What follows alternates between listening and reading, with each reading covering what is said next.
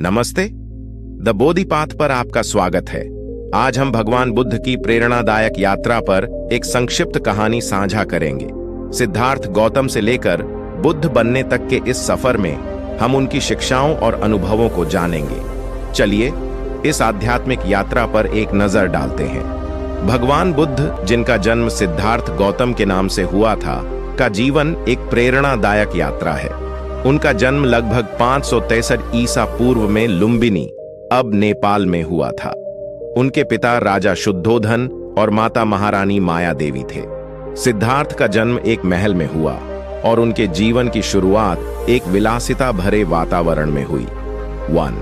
प्रारंभिक जीवन। राजा शुद्धोधन ने सिद्धार्थ के भविष्य को लेकर एक भविष्यवाणी सुनी थी कि वे या तो एक महान सम्राट बनेंगे या एक महान धार्मिक नेता।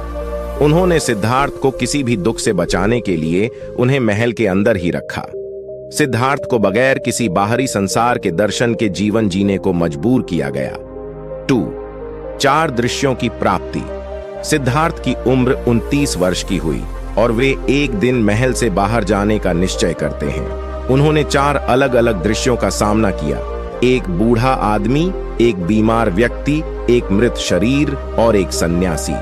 इन दृश्यों ने सिद्धार्थ के मन को गहरे तरीके से प्रभावित किया। उन्होंने समझा कि जीवन दुखों से भरा हुआ है और मृत्यु अनिवार्य है। 3. सांसारिक जीवन का त्याग। इन दृश्यों से प्रभावित होकर सिद्धार्थ ने अपने भव्य जीवन और परिवार को त्याग दिया। वे एक साधु के रूप में जीवन बिताने की ठानते हैं। उन्होंने तपस्या और कठोर अनुशासन के माध्यम से आत्मज्ञान प्राप्त करने की कोशिश की। 4. ज्ञान की प्राप्ति। सिद्धार्थ ने कई सालों की कठिन तपस्या की, लेकिन उन्हें सच्चा ज्ञान नहीं मिला। अंततः उन्होंने समझा कि अत्यधिक तपस्या भी सच्चे ज्ञान की प्राप्ति में सहायक नहीं हो सकती। उन्होंने मध्य मार्ग अपनाने का निर्णय लिया, जो न तो भौतिक सुख साधनों से भरा था और न ही अत्यधिक तपस्या से। 5. बोध गया में ज्ञान की प्राप्ति। सिद्धार्थ बोध गया गए और पीपल के पेड़ के नीचे ध्यान लगाना शुरू किया। उन्होंने लगातार ध्यान और साधना के माध्यम से अंततः बोध ही प्राप्त किया और बुद्ध बन गए। अब वे ज्ञान के आचार्य बन चुके थे और संसार को दुखों से मुक्ति का मार्ग दिखाने के लिए तैयार थे। 6. उपदेश और धर्म चक्र प्रवर्तन। बुद्ध ने अपने पहले उपदेश को बनारस के सारनाथ में दिया, जिसे धर्म चक्र प्रवर्तन कहा जाता है। इस उपदेश में उन्होंने जीवन के दुखों के कारणों और उनके निराकरण के बारे में बताया। उन्होंने 4 आर्य सत्य और 8 फोल्ड पथ का वर्णन किया, जो दुखों से मुक्ति के लिए मार्गदर्शक सिद्धांत हैं। 7. अंतिम यात्रा और निर्वाण।